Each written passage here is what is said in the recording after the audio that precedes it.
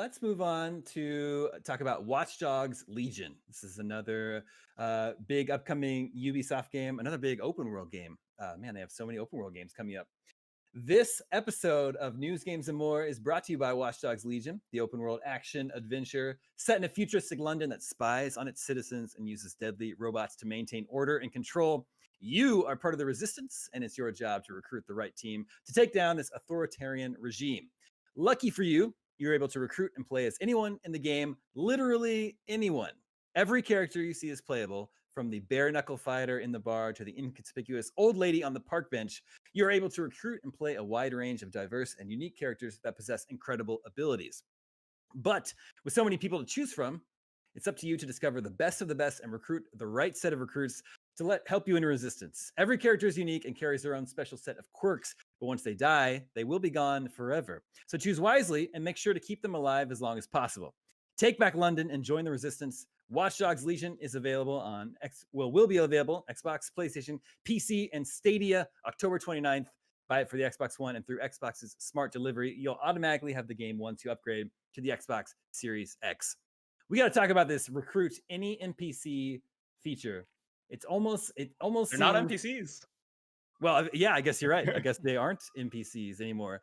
So do I understand this correctly, Yusuf? There isn't actually a main character in this game. It's all of the other people of London that you can control. Yeah, any single person you see out in the open world in London, you can recruit and play as. That includes like guards, enemies, anyone that's in the open world that you can walk up to, you can recruit.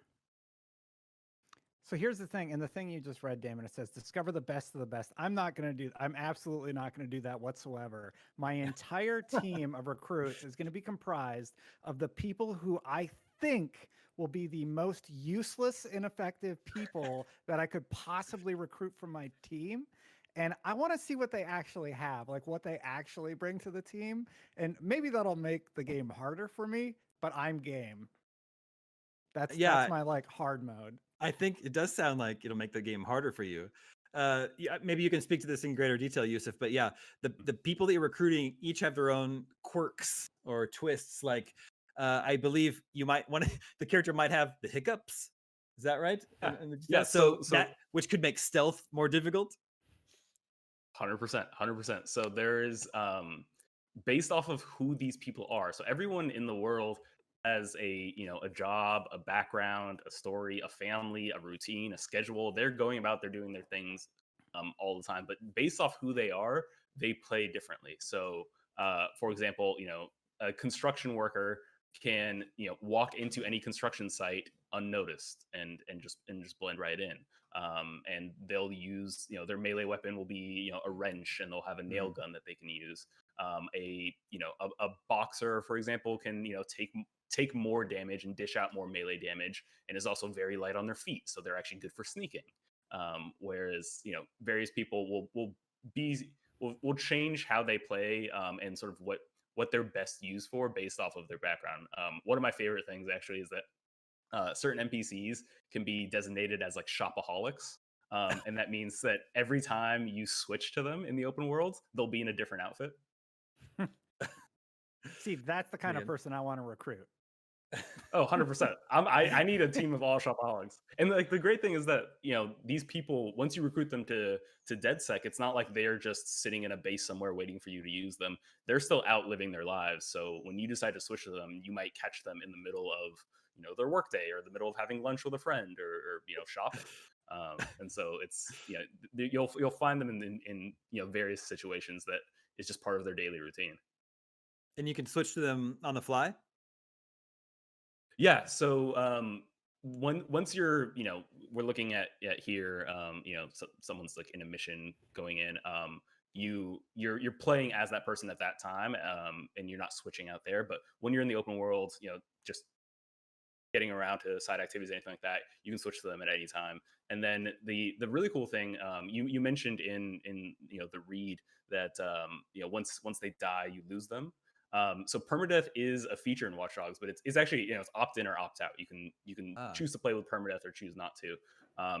And if you choose not to play with permadeath, or even if you do choose to play with permadeath but you surrender, you'll end up either going to jail or the hospital. And the really cool thing is that your team actually kind of synergizes around various mechanics. So let's say you end up going to jail. If you have a lawyer on your team, they can Oh, help wow. shorten your jail time and get you out faster. If you end up, taking damage and going to the hospital, if you have like a doctor or a nurse on your team, they can shorten your hospital stay and get you out faster. Because if you're in jail, you're in the hospital. That character you can't play as them at that point. So Destin's going to try not to have any lawyers or doctors on his team. Yeah, I mean, they've already accomplished a lot. I have a theory that even if I try and construct the most useless team possible, they're going to have talents that are unexpected. And that's why I want to try to recruit the most useless team possible and then build up their skill sets. So at the end of the day, if they survive my Team Pathetic, then they will have earned new skill sets and abilities that they can take into the real world. Oh, look at you! Just It building sounds up like the his talents. musings of like somebody who's like psychotic. No offense to Yeah, anything, that's Destin, but just that's taking Destin, all yeah. of these, all of My these little band of pawns. misfits. Yeah.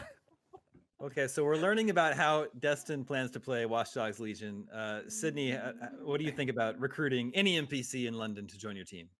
Okay, so it's tough. I've been really vocal about this in the past in terms of like I am overwhelmed by open world games Hmm. to the point sometimes where I just won't play it because I need a pretty relatively linear storyline for me to even get close to finishing a game. Otherwise I get distracted or I go and play something else that I don't need to make choices. Like I'm a pretty indecisive person. And I was really, really excited when this was initially announced. I was like, oh yeah, play all these NPCs. The more that it's becoming real though, I'm getting really stressed because it's like there's just so many choices. But then on the other hand, like I'm a really big fan of the Hitman franchise. And while you're not assuming this is at least how I'm reasoning with myself, while you're not assuming like the actual NPC, you're like stealing their outfit or whatever. And so I feel like I'm kind of connecting to Watch Dogs in a similar manner where it's like, okay, I'm just like it's like a big puzzle. I like puzzles. I can handle that. I kind of have to like talk. I know a lot of people are really excited about the open world thing, but I kind of have to like talk it smaller so that it's like contained enough that I feel like I can understand like this is the goal and this is what I'm going to do. Otherwise, I'll just never finish the game. But with that said, I am very excited about this.